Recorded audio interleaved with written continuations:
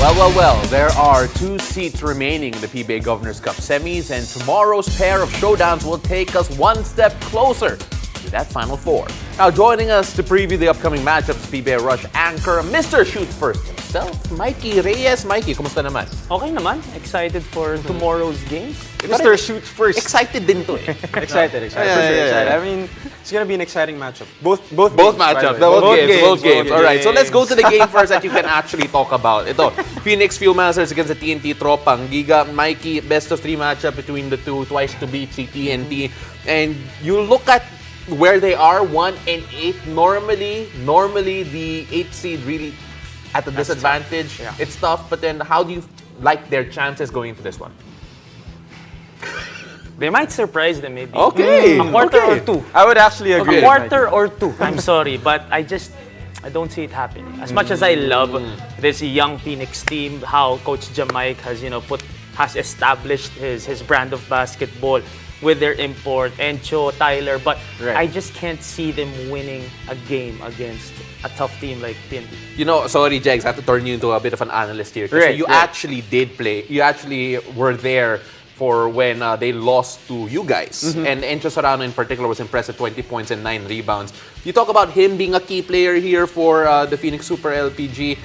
Just what can he bring, especially if he does come off the bench here for Coach Jamaica? I mean, Encho is such a physical specimen for me. I mean, back in the UAP, I remember he would just literally drive against everyone, and he's doing the same thing now in the UAP now that he has the opportunity, and he's not even scared. As you can take a look at it here, he's actually going up against imports like KJ McDaniels. He has no fear when it comes to attacking that basket, and he can finish. And pag nagka 3 points na to, medyo scary na to, Mike. Honestly, kasi compared to the three of us, everybody is a physical specimen. That's facts also. Okay, I'm not going to comment on that anymore. Pero ito, si Encho Serrano, obviously going to be one of the, siguro one of the X factors, one of the things that can make a big difference here. But then let's go to the other side, and one of the more, I guess masasabi natin, first on the scouting list, especially for the locals, si R.R. Pogoy.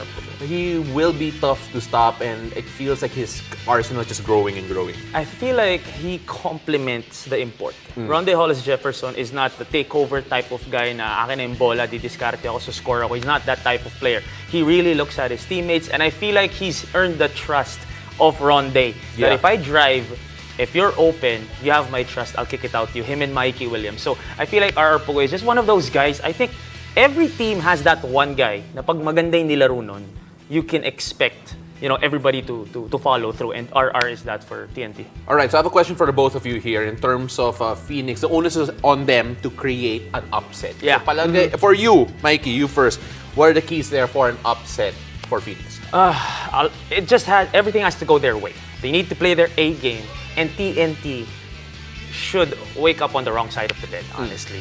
Kumbaga, it takes 2 to get a win against TNT. You have to play your A game, and TNT struggles in this game. Because if you play A game, obviously TNT is going to get it. Well, Ronde Hollis Jefferson has yet to lose here. Right. Again, still looking for that upset, Jegs. What do Phoenix need to do? I mean, if you take a look at their elimination matchup, TNT just won by 4 points. Yeah. And I think that's what Mikey was talking about. That was, good defense by Phoenix with the way they defended TNT, because I personally played under Coach Jamaica, and he has a lot of, tricks in his bag that can, kind of like surprise some other teams, but with the talent that TNT You're talking has, about it's gonna be 48 minutes? It's gonna be tough. Not just 48.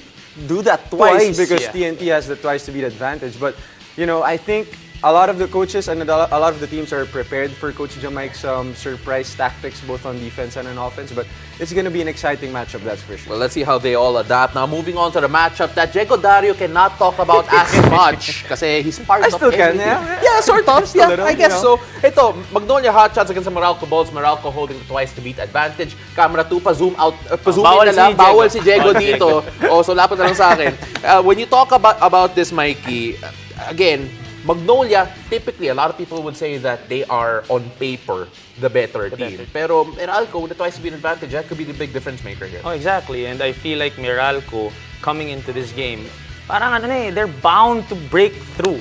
They're bound to break through, and I don't think they're gonna let this chance go to be able to have that twice to beat advantage against Magnolia. It's gonna be tough for sure, This is, I believe, the most evenly matched series dito sa buong quarter. And if I can just add to that, this matchup, this Meralco-Magnolia matchup, even before when I was with Meralco, I was playing for Blackwater, they've had a lot of history in the playoffs. And they've had a lot of very close games that literally decided maybe last 10 seconds of the game. So I think a lot of the fans, I'm just trying to, promote this as well. A lot of the fans should actually look out for this matchup. It's going to be a physical matchup. Yeah, physical matchup for sure. Super physical. Now, of course, you take a look at guys. Okay, quick scouting report here, Jegs, because I know you're part of the scout team of Meralco. Itong si Paul Lee. It's always going to be tough to match up with him. But then he was quiet in their last game. Only 9 points against the Blackwater. 3 of 7 shooting. Probably not gonna happen again, but how do you scout for that guy? How do you stop a guy like Paul Lee? I mean, I don't think it's a secret anymore that Paul Lee is a shooter. He's a streaky shooter. So you just have to do your best to contain him. You can't really stop a guy like Paul Lee. You just have to slow him down, limit his touches. And that's all you can ask for when trying to guard Paul Lee. Mikey, Aaron Black for Meralco. This guy will always be biased, so I can't trust him. Pero ito, si Aaron, 18.6 rebounds and 3 assists. It feels like, again, the question's not there anymore whether or not he belongs on the PBA floor. It's always there. In fact, he's really shining at the moment. How important is he for Meralco this time around? Well, it's always that taking your game to the next level. He has proven that he belongs in the league. He has proven that he can be a consistent contributor in the elimination round. He has proven to really break out in the finals against Ginebra. Pero kaya ba niya na siya yung focus? Because I'm sure Magnolia is ready for Aaron Black. They know his energy, his intensity, his tenacity in attacking the rim. Magnolia is ready. And physically, can he keep on attacking even though the bumps, the bruises from the Calvin Abuevas, the Hesters and all that? And speaking of, since we have time for one last question here, Mikey, Hester versus KJ McDaniels will be an interesting matchup. Two very different types of imports. How do you see that panning out? Well, someone needs to stop. A local needs to step up to be able to stop the other guy. No, they can't guard each other. Someone plays outside, someone plays inside. So, and that happens in a lot of series. And that's why locals will have their hands full. It is going to be really interesting. Again, the first matchup will be the Phoenix Fuel Masters against the TNT Tropang Giga, followed by the Magnolia Hot Shots against the Meralco Bolts. Jago will be there. He'll be wearing orange. I hope you see the floor. Let's see what happens. Hopefully, let's see. All right.